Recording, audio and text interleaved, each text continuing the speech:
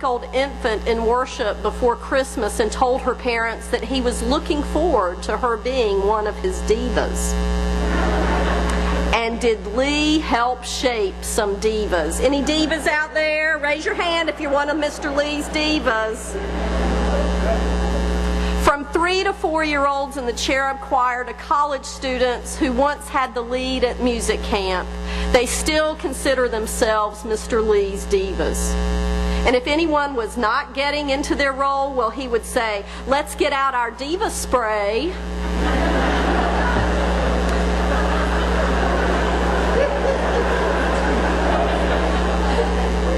Lee was at home here, leading and serving through his love of drama, music, and Jesus with generations of children and youth. Lee was also at home in the many theater communities across the Piedmont. Who could forget the hysterical silent king in Once Upon a Mattress, whose only lines came on the last page of the script starting with, "I can talk and I've got a lot to say." Horton the elephant in Seussical, which I'm so glad I took my daughter to see, where he got to sing the ballad and get the girl. The lovable Uncle Max in The Sound of Music, who figured out how to make a buck off the Von Trapp children singing. Marcellus, Harold Hill's assistant con artist in The Music Man, who sang and danced the shapoopy. A cartwheeling King Herod in Jesus Christ Superstar. From Charlie Brown to Adolf Hitler, from a gangster to a nun, Lee played hundreds of characters with groups in High Point, Greensboro, Winston-Salem, Burlington, and all towns in between. When he wasn't on stage, he was part of the stage management, directing, or backstage teams. He was a diva in all the right ways. He was prepared. He worked hard and expected everyone else to do the same. He played hard and expected everyone else to do the same. But mostly, he believed that theater and music were the best ways to bring people together. When you worked with Lee, whether you were 6 or 86, he knew your name and valued what you brought to the project.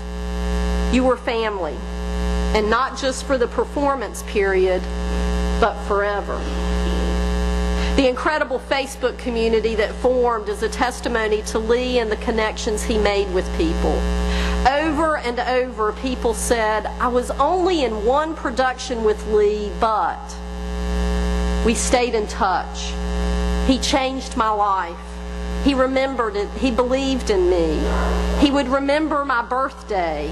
We would see each other a couple times a year. I asked one of his church staff members and friends, "How did you grow from knowing Lee?" He said, "My friendship with Lee helped me to be more understanding of people different from me." And that friend came to love Lee as deeply as any friend could.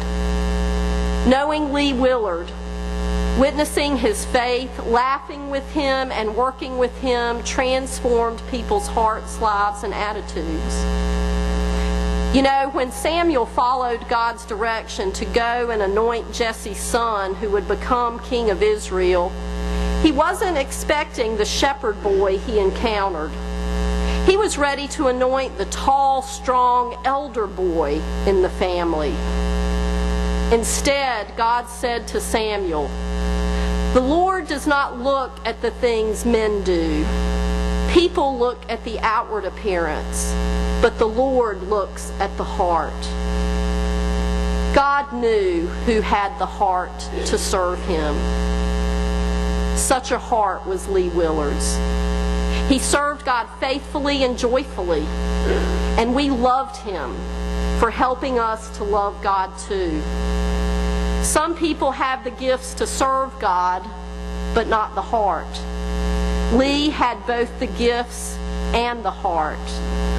We are grateful to have come to know Lee's heart in the places where he felt truly at home and shared his gifts, the theater and his church. Like the sparrow in Psalm 84, he made his home at the altar of his God, where he could serve God freely and love his friends faithfully. His friend Susan Bates, organist here for many years, told me that she often told Lee that he was God's jester, born on April the 1st. And she noted that Lee died on the 12th day of Christmas. In the familiar Christmas carol, the 12th day is marked by 12 drummers drumming, which represents the 12 tenets or beliefs of the Apostles' Creed, an affirmation recited in worship here regularly and that we will join in reciting a little bit later. Leave it to Lee to teach us a Sunday school lesson on his way out. I wish to close with the words of a Moravian hymn given me by Susan Bates, entitled, "What Brought Us Together." What brought us together, what joined our hearts, the pardon which Jesus, our high priest, imparts. 'Tis this which cements the disciples of Christ, who are into one by the Spirit baptized. Is this our high calling, harmonious to dwell, and thus in sweet concert Christ's praises to tell?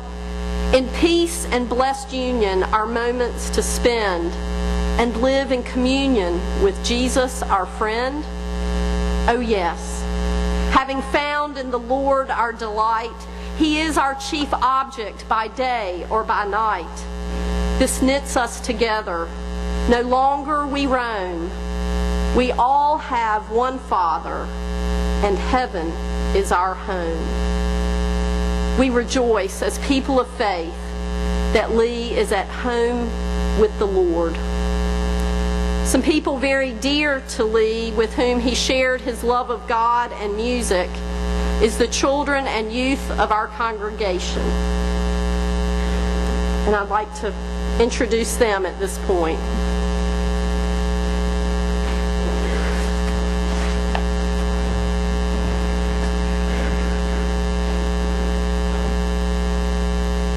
Courtney Sanders would like to share some of her thoughts about Lee. Lee Willard was the man who helped hundreds of children find their voices. How do I know this? I was one of them. Lee Willard started mentoring me as a singer when I was 4 years old and joined his cherub choir. He has helped me and many other children so much ever since then. He never missed a chance to congratulate me on my performances. Most recently, he watched me proudly as I sang the last 2 years in the Jazz Nativity as the little shepherd boy. Mr. Lee has done so many things for our church, and especially the children. He taught the music part of Vacation Bible School for many years. During the summer, he taught music camp with Alice Ann Johnson and was very supportive and fun. He always knew the things to say that would make anybody laugh. He was kind, friendly, and caring, and all of us kids adored him. He helped us with our lines and dances and was always there to help. He taught the cherub choir at church, and even the kids who hated singing, like my sister, loved choir.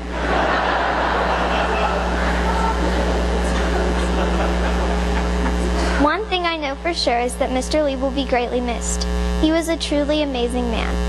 I will always remember him as the man who helped hundreds of children find their voices, or more specifically, the man who helped me find my voice. Every child that he worked with will never forget him, especially his group of little divas, as he called us.